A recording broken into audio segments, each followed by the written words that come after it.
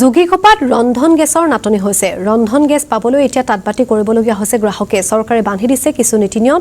ইয়াৰ ফলস্বৰূপে সাধাৰণ গ্ৰাহকে হাৰাশাস্তিৰ সন্মুখীন হোৱা পৰিলক্ষিত হৈছে।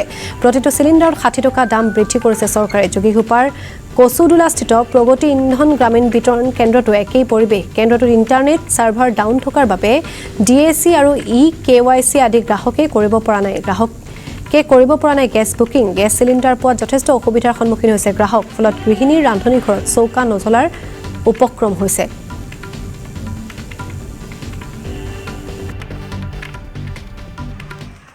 নাটনি মানে নাটনিটো হৈছে যে একচুৱেলি কি EKYC DACৰ কাৰণে কনজিউমাৰখিনি অলপ নাটনি অনুভৱ কৰি আছে। কাৰণ নতুন নিয়ম এটা আহিছে যে EKYC DAC কম্পালচাৰী লাগিবই।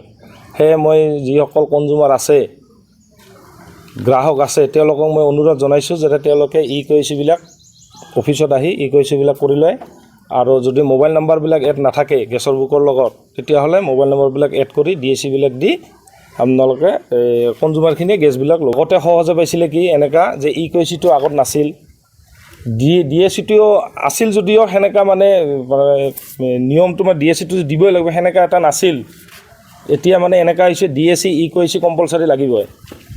আৰু যদি DAC কোনোবা কনজিউমাৰে দিব নোৱাৰে তেতিয়াহ'লে বা বুকিং কৰি DACটো দিব নোৱাৰে তেওঁ গেছটো নাপাব। অলপ তেনেকৈ যে লাগে আৰু এটা কথা কি একচুৱেলি EKYCটো কৰা কনজিউমাৰৰো ভাল, যিটো ছাবচিডিৰ পইচাবিলাক সোমাই থাকে। আৰু কিছুমানৰ ধৰ 2-3টা কানেকশ্যন থাকে, তেওঁলোকৰ EKYC কৰিলে সেইখিনি বস্তু তেওঁলোকৰ ওলাই আহে। দাম বাঢ়িছে 60 টকা বাঢ়িছে। সেয়ে মই ৰাইজক অনুৰোধ কৰোঁ যাতে এজেঞ্চিবিলাকত যায় আপোনালোকে DAC EKYCবিলাক কৰি নিয়ে।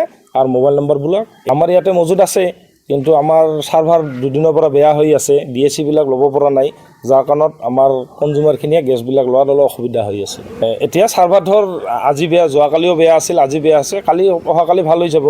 ৰান্ধনি ঘৰত প্ৰভাৱ পৰিব আৰু ধৰ কিছুমানে আছে ভিতৰ এলেকাৰ কিছুমান কনজিউমাৰ আছে, তেওঁলোকে কি কৰিছে ধৰ হোম ডেলিভাৰী গাড়ী বা কিছুমান থাকে না, ধৰি লওক ব্লেকাৰ কিছুমান থাকে না, তেওঁলোকৰ পৰা গেছ নি চলিছিল। এতিয়াতো অফিচত আহি প্ৰপাৰ DAC লৈ গেছটো নিব লাগিব, সেইটোৰ কাৰণে তাহাঁতৰ ধৰ অলপ কিছু প্ৰভাৱ পৰিব। এতিয়া চাওক আমাৰ হোম ডেলিভাৰী গাড়ীবিলাক আজি বুকিং নাই, বুকিং নোহোৱাৰ কাৰণে আমাৰ গাড়ীবিলাক আমি বহাই দিছোঁ। ছাৰ্ভাৰৰ কাৰণে বুকিংবিলাক হ'ব পৰা নাই, বুকিংবিলাক অহা নাই। হয়তোবা অহাকালি ঠিক হৈ যাব, ছাৰ্ভাৰটো ভাল হ'লে তেতিয়া আমাৰ গাড়ীবিলাক লাইনত যাব।